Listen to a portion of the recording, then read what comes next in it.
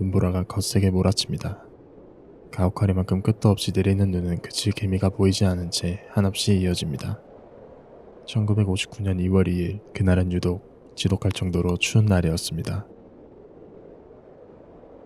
이번 여정을 성공적으로 마무리하면 소련에서 가장 높은 등급인 3급 하이커 인증을 받을 수 있을 것입니다. 300마일, 즉 스베들롭스크의 최북단 지역부터 로즈바강 상류까지 도달해야 합니다. 우리의 목적지는 우랄 산맥의 오토로 된 산으로 갈 것입니다.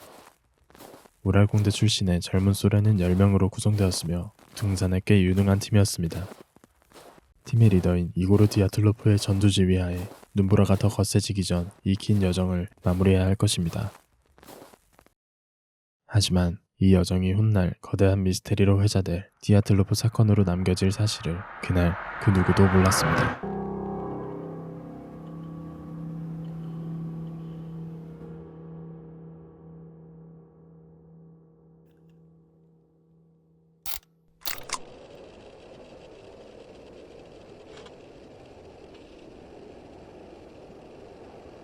(1958년 12월 27일) 크레보니스첸코는 디아틀로프에게 편지 한 통을 붙입니다. 내년 2월에 시작되는 북부 우랄로의 여행을 다짐하며 팀원들에게 사기를 북돋는 것은 긴 여정에 앞서 중요한 과정입니다. 우리는 반드시 그 여정을 성공해야만 합니다. 넘겨받은 경로책에는 5번 트레일을 따라가라는 코스가 적혀 있었습니다. 그날 드디어 긴 여행의 첫 시작인 스베들롭스크시를 떠났습니다. 25일 이른 아침, 고라 오토텐을 향해 트레킹을 시작합니다.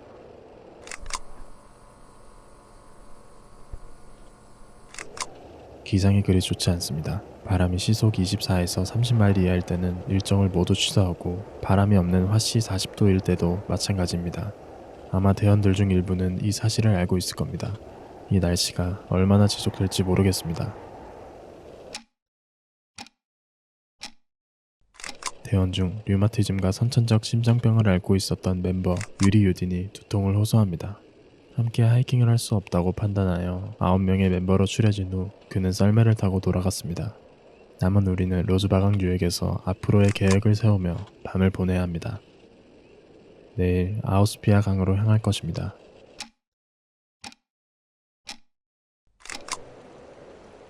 드디어 아우스피아 강 인근에 도착했습니다. 우리는 강 유역에서 텐트를 치고 본격적인 계획에 돌입합니다. 내일 해가 뜨면 로즈바강까지 최단 거리로 올라갈 것입니다. 체력을 많이 비축해놔야 하고 서둘러 짐을 비워야 합니다. 몇 건의 노트와 펜, 그리고 5대의 카메라를 챙겼습니다. 그동안의 우리의 여정을 기록해줄 중요한 물건들입니다. 이 여정에 성공하고 나면 우리가 남긴 기록들은 위대한 이 여정을 뒷받침해줄 자료가 될 것입니다. 내일을 위하여 서둘러 잠을 청해야겠습니다.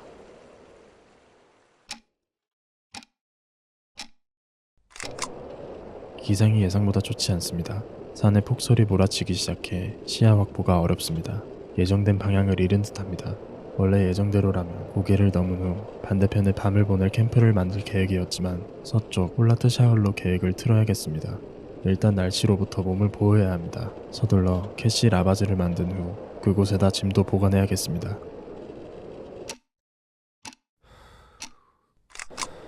기상 악화로 예상보다 출발 시간이 늦어졌습니다. 이대로라면 예정된 기간 내에 도달하지 못할 것입니다.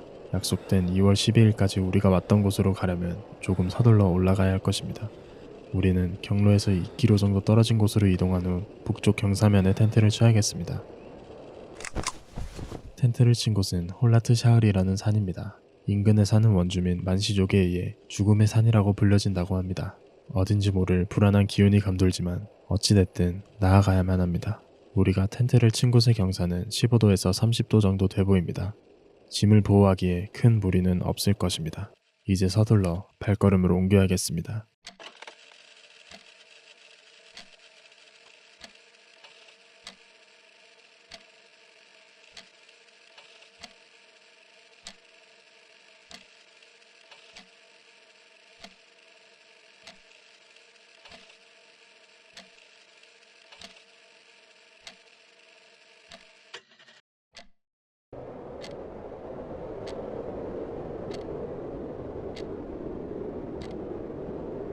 something, it's just like I said, it's a next level. It's like this.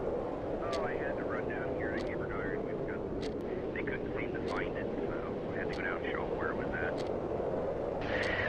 back tomorrow.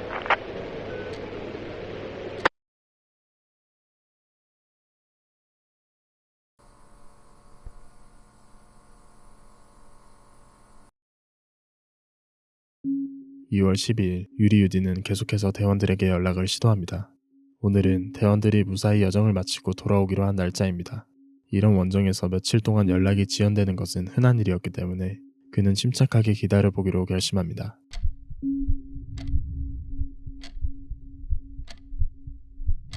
(2월 20일) 대원들과 계속해서 연락이 닿지 않았고 곧이어 그는 실종사고임을 직감합니다. 대원들의 가족들은 곧바로 구조작전을 요구했으며 연구소장은 자원봉사 학생과 교사로 구성된 첫 번째 구조대를 보냅니다.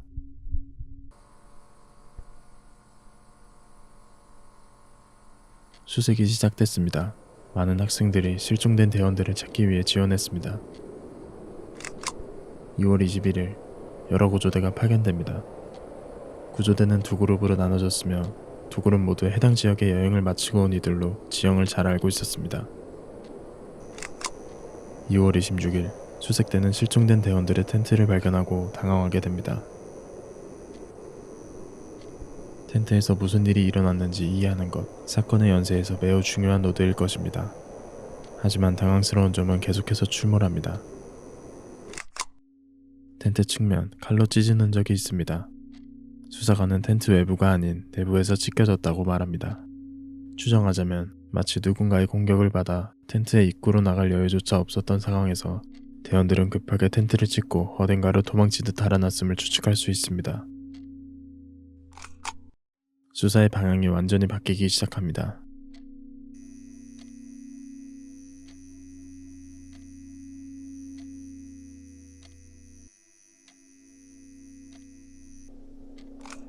눈보라가 치는 날씨, 어떠한 무장 없이 어딘가로 급하게 달아난 흔적.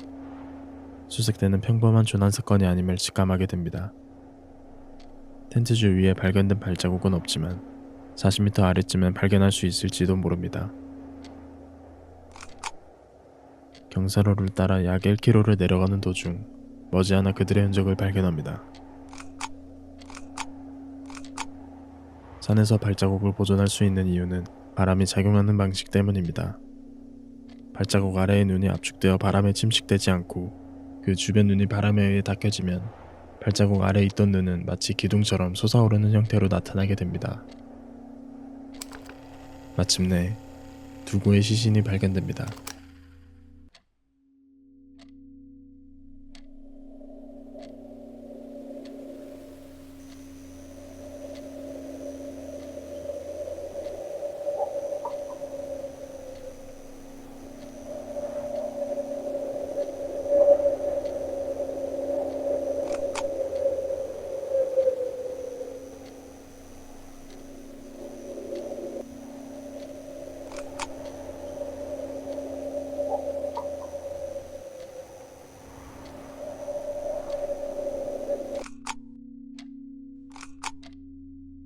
유리 도로셴코. 그는 탐정대에서 180cm의 건장한 체형을 가진 가장 튼튼하고 키가 큰 멤버로 당시 21살의 나이였습니다. 그의 손, 발가락에는 극심한 동상을 가지고 있었으며 발견 당시 피부색은 갈색, 보라색으로 묘사됩니다. 몸 일부에 찰과상도 발견됩니다. 기이한 점은 시체의 반점이라고도 불리는 시반이 몸통, 사지에서 발견되었는데 누군가 혈액순환이 멈춘 시신을 옮겼을 가능성이 있다는 점입니다. 또한 저체온증으로 사망한 사례는 방광에 훨씬 더 많은 소변이 보존됩니다. 하지만 유리 도로셴코의 소변량은 훨씬 적은 양의 수치로 발견됩니다. 시신의 오른쪽 뺨에서 발견된 거품이 많은 회색 액체는 사망 전 누군가 또는 무언가가 그의 흉곽을 아주 큰 압력으로 누르고 있었다는 추측을 불러일으킵니다. 유리 크리보니첸코. 당시 23살의 나이로 얼굴 일부에 멍이 있으며 측두근 손상이 나타났습니다. 코끝이 없고 피 흔적이 없어 사후 동물에게 물렸을 것으로 추정됩니다. 사망자의 입에서 오른손 표피 일부가 발견됩니다. 아마 사망 당시 그가 반응하지 않는 손을 깨우려고 자신의 손을 물었거나 울음을 억누르려고 했을 가능성으로 추측됩니다.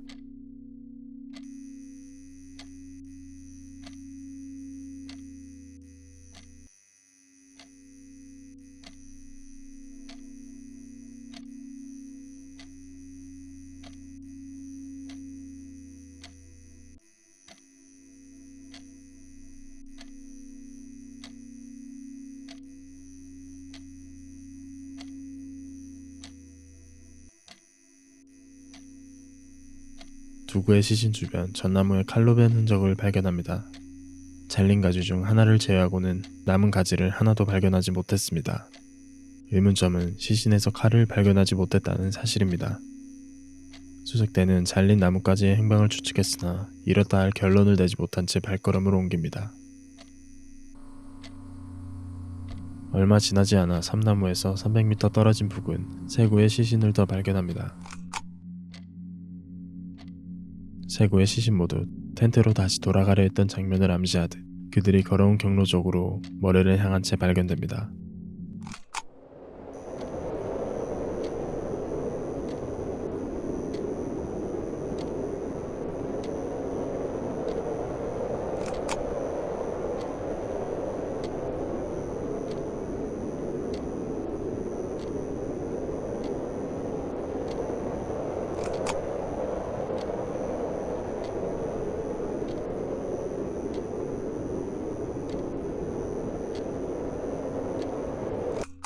이고르 디아틀로프, 당시 23살의 나이로 이번 원정대의 탐사 대원장입니다. 발견 당시 시신의 피부는 청적색으로 묘사되었으며 시신은 눈 속에 파묻혀 가슴 옆에 주먹을 꽉 쥐고 있는 손만 보였습니다. 얼굴 일부에 가벼운 찰가상이 있었으며 주먹 싸움을 할 때 나타나는 오른쪽 중수 지절 관절에 갈색 붉은 멍이 발견됩니다. 콜모고로바, 22살의 나이로 여성 탐사대원입니다. 발견 당시 시신의 피부는 보라색 붉은색으로 묘사되었으며 가장 옷가지를 잘 입고 있었습니다. 얼굴에 찰가상이 발견됐는데 특히 왼쪽 광대뼈에 많이 보입니다. 누군가에게 흉기로 맞은 것 같은 크고 붉은 멍이 몸통 오른쪽 허리 부위에서 관찰됩니다. 성폭행의 흔적은 발견되지 않았습니다. 루스템 슬로보딘, 23살의 나이로 축두근 두개골 골절이 발견됩니다. 마찬가지로 얼굴 양쪽에 작은 찰가상이 있으며 디아틀로프와 같이 양손 중수 지절 관절에 멍이 발견됩니다. 부은 입술, 손과 다리에 심한 부상, 그들에게 대체 무슨 일이 있었던 것일까요? 남은 인원들을 찾으면 이 실종 사건의 실마리가 보일지 모르겠습니다.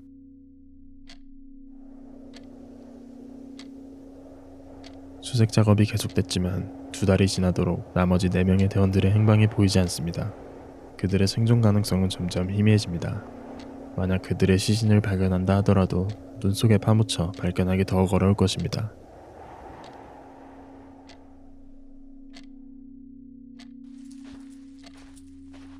(5월) 눈이 녹기 시작할 즈음 만시 원주민 쿠리코프는 그가 키우는 개를 데리고 산책을 합니다. 얼마나 걸었을까요? 그의 눈앞에 오솔길을 형성하고 있는 잘린 나뭇가지가 보입니다. 나뭇가지를 향해 발걸음을 옮깁니다. 그의 눈앞에 검은 면화 운동복 바지가 보입니다. 그리고 그날 사건의 서사가 바뀌기 시작합니다.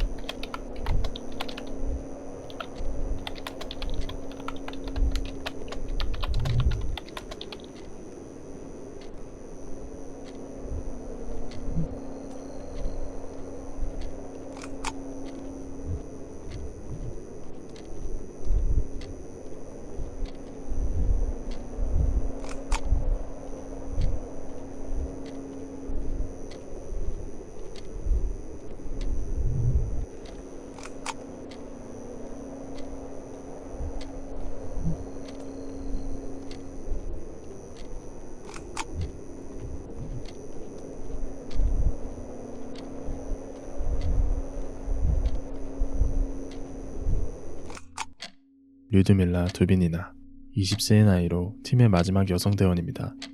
그녀의 시신은 계곡 절벽 위에 누워있는 상태로 입을 벌린 채 발견되는데 시신의 혀가 없었습니다. 뿐만 아니라 그녀의 시신은 눈구멍이 비어있고 안구가 없는 채 발견됩니다. 그녀의 눈 주위, 눈썹, 콧대, 왼쪽 광대뼈 주위에 연조직이 결손되어 있으며 심장 우심방에 대량 출혈이 발견됩니다. 또한 그녀의 옷에서 다량의 방사능이 검출됩니다. 시몬 졸로타르프 37세의 나이로 그의 시신 또한 안구가 없습니다. 시신의 옷까지는 잘 입고 있었으며 2개의 상단 단추가 풀린 코트를 입은 채 발견됩니다. 이 점은 그가 추위로 죽지 않았다는 점을 분명하게 말해줍니다. 두빈이나와 마찬가지로 왼쪽 눈썹 주위에 연조직이 결손되어 뼈가 노출되어 있었으며 두개골 또한 오른쪽 뼈가 노출된 채로 발견됩니다. 그의 갈비뼈와 가슴뼈도 골절되어 있습니다. 졸로타르프와 두빈이나 모두 기이한 부상 패턴을 보이고 있습니다. 그들의 키, 신체 구성의 차이에도 불구하고 골절 형태가 매우 유사합니다. 이것은 이 사건이 단순 저체온증으로 인한 조난사고가 아님을 추측하게 해줍니다. 두 시신 모두 흉막강으로의 출혈과 함께 심장 근육으로의 출혈을 일으켰는데 이는 그들이 부상을 입었을 때 살아있었다는 증거이며 그 힘은 트럭이 사람을 치는 것과 같은 매우 큰 충격이 동반될 때 가능한 상처라는 것입니다. 수색대는 당혹스러움과 함께 서둘러 나머지 2구의 시신도 확인합니다. 알렉산더 콜레바토프 24세의 나이로 그의 재킷 단추와 지퍼가 풀려 있었습니다. 추위와 저체온증에 죽어가는 것으로 추정되는 사람에게는 이상한 발견이었습니다. 그의 눈썹은 없었으며 두개골의 뼈가 노출되었습니다.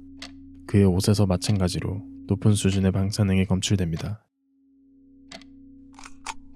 니콜라이 티보 브리뉴르 23세의 나이로 측두골의 다발성 골절, 전두골과 저편골 확장, 두개골 골절이 발견됩니다.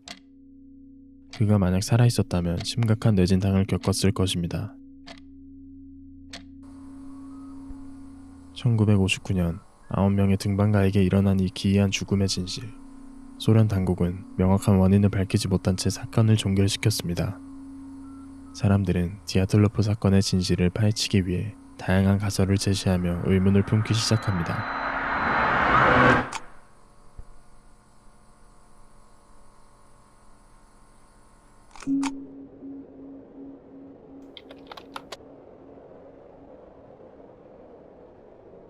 그날 밤 텐트 안에서 피곤한 몸을 누이며 잠들었을 등반가들. 갑작스러운 눈사태가 텐트를 덮쳤다면 어땠을까요? 경사가 30도가 넘는 지형에 폭설까지 더해졌다면 눈더미가 그들의 텐트를 삼켰을 가능성이 충분합니다. 그들은 텐트를 안에서부터 찢고 나와 살기 위해 발버둥 쳤습니다. 찰나의 공포 속에서 맨발로 텐트를 뛰쳐나온 그들은 눈 속을 헤매다 지쳤고 일부는 눈더미 아래에 묻혔습니다. 그들의 시신에서 발견된 갈비뼈와 두개골 골절은 거대한 눈사태가 사람을 덮쳤을 때와 같은 강력한 힘과 일치합니다. 특히 눈더미 아래에 묻힌 희생자들은 심각한 압력을 받아 내부 장기 손상까지 입은 것으로 나타났습니다. 사건 현장의 발자국들은 혼란 속에서 탈출을 시도했던 그들의 절박함을 그대로 보여줍니다. 하지만 흥미로운 점은 텐트 주변에 눈사태의 명확한 흔적이 없다는 것입니다.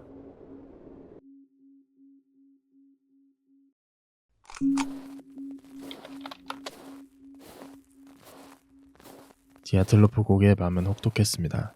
영하 30도를 넘나드는 추위 속에서 체온이 급격히 떨어졌다면 그들의 죽음을 설명할 수 있을까요? 저체온증에 빠진 등반가들은 혼란과 공포 속에서 텐트를 떠났을 것입니다. 그들은 따뜻한 장소를 찾으려 숲으로 향했지만 체온이 더 떨어지면서 판단력을 잃고 이상행동을 보입니다. 저체온증의 대표적인 증상 중 하나인 이상탈이 현상은 이 사건에서 주요 단서로 작용합니다. 속옷 차림으로 발견된 희생자들은 추위에 의해 신체 반응이 왜곡된 상태였음을 보여줍니다. 또한 숲속에서 발견된 흔적들은 이 가설을 더욱 뒷받침합니다.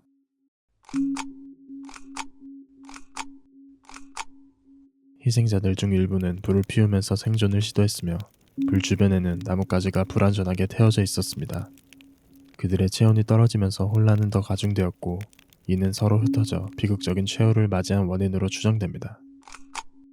더욱이 손과 발에 나타난 동상의 흔적은 극한의 추위에서 오랜 시간 동안 고통을 겪었음을 말해줍니다. 하지만 이 가설 또한 잘린 나뭇가지의 도구가 발견되지 않은 점, 그들의 시신에서 나타난 심각한 골절과 기이한 부상 패턴을 설명하긴 어렵습니다.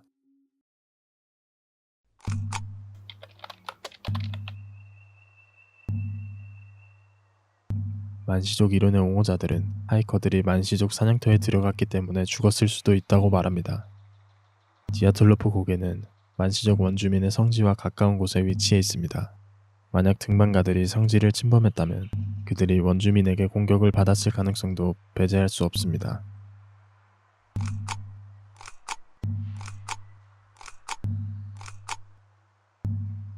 현장에서 발견된 일부 도구는 만시족의 생활도구와 유사하다는 의견이 있으며 희생자들의 부상 중 일부는 그들과의 물리적 충돌로 인하여 발생할 수도 있다는 가능성이 제기됩니다. 희생자들의 시신에서 방화 흔적이 발견된 점도 주목할 만합니다. 성지에서 외부인의 존재는 이들에게 도발로 여겨졌을 가능성이 있습니다. 하지만 만시족은 평화로운 부족으로 알려져 있으며 그들이 이 비극의 주체였다는 증거는 무엇도 나오지 않았습니다.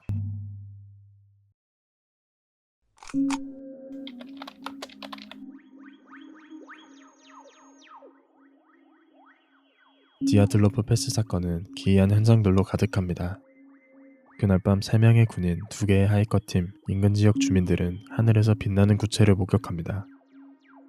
사건 당일 만지 원주민과 몇 명의 지질학자가 하늘에서 불덩이를 목격했다고 하며 이 구체들은 자연적인 비행체와는 다른 움직임을 보였습니다. 이 사진은 크리보니스첸코의 카메라에 마지막으로 담겨있던 사진입니다. 한밤중 어떠한 광원을 촬영한 것으로 보입니다. 하지만 그 실체를 확인할 수 없을 만큼 선명하지 않아 결정적인 증거로 활용할 수 없습니다. 조사를 담당했던 레브 이바노프는 UFO와 관련된 증거를 삭제하라는 압박을 받았다고 밝혔습니다. 또한 시신들의 부상 중 일부는 설명하기 어려운 외부 압력과 고열의 흔적이 있었으며 그들의 옷에서 발견된 미세 금속 입자는 고열을 동반한 비정상적인 사건이 일어났음을 암시합니다. 실제로 하늘에서 이 구체를 목격한 사람들은 디아틀로프 사건이 그날 우리가 본 기이한 현상과 반드시 관련이 있다고 말합니다. 하지만 그때 당시 소련은 2차 세계대전 이후 냉전 시기였던 점, 미국을 중심으로 우주기술의 경쟁 시기였던 점, 고로 비행에 관련된 실험이 지속적으로 이루어져 UFO가 아닌 소련의 비행 실험으로 생긴 빛이라는 반론이 제기됩니다. 또한 당시 하늘에서 관측된 무언가는 사람들에게 미지의 존재의 가설을 뒷받침해줄 흥미로운 주제였기 때문에 목격자 증언 외에 뒷받침해줄 다른 증거들을 찾지 못한 채 미궁 속으로 빠져듭니다.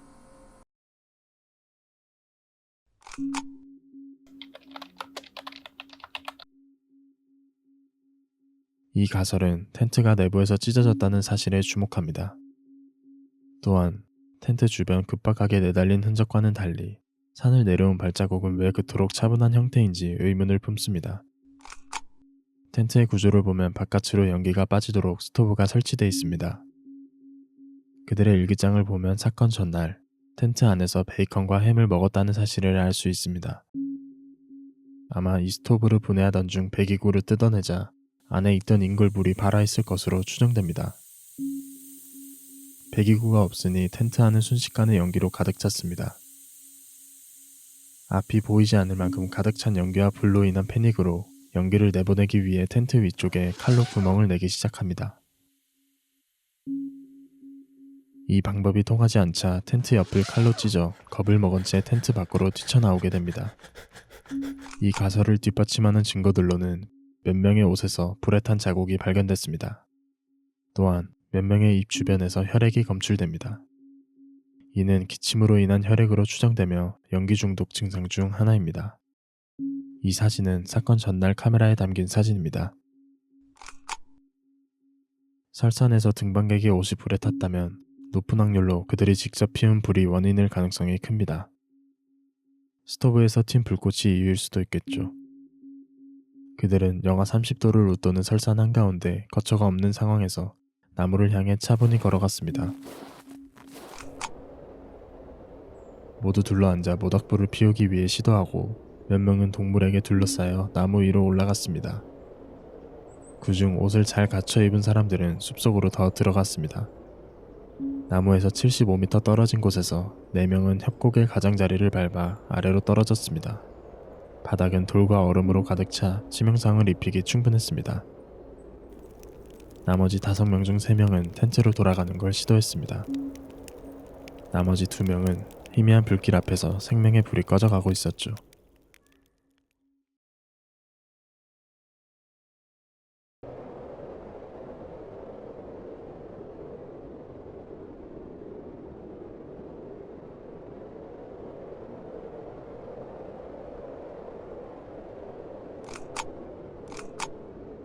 (1959년) 혹독한 겨울, 우랄산맥 깊은 곳에서 숨진 채 발견된 9명의 등반가들.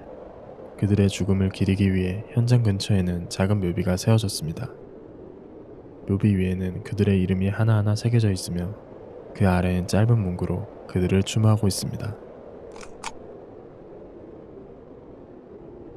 러시아 정부는 사건 발생 60주년을 맞아 2019년에서 2020년까지 새로운 조사를 진행했지만 2020년 공식적으로 눈사태가 원인이라고 발표합니다. 그러나 이 결론에도 많은 논란이 있으며 일부 연구자들은 여전히 군사실험, 음모론, 초자연적 가능성을 배제할 수 없다고 주장하고 있습니다. 기묘한 흔적들과 설명되지 않는 부상들, 그리고 수많은 불일치를 담은 보고서들은 여전히 남아 우리에게 더 많은 의문을 불러일으킵니다. 공식 조사가 종료된 뒤에도 전 세계의 연구자들과 음모론자들, 디아틀로프 사건을 주목하는 일반인들까지도 이 미스테리를 풀기 위해 끊임없이 분석하고 논의하고 있습니다. 그들은 모두 같은 질문을 던지고 있습니다. 그날 밤 디아틀로프 패스에서 정말로 무슨 일이 일어났는가? 미스테리는 풀리지 않은 채 그곳 우랄산맥의 차가운 바람 속에서 잠들어 있습니다. 그리고 9명의 등반가를 기리는 묘비는 그 시간 속에 묵묵히 서서 우리들에게 질문을 던집니다.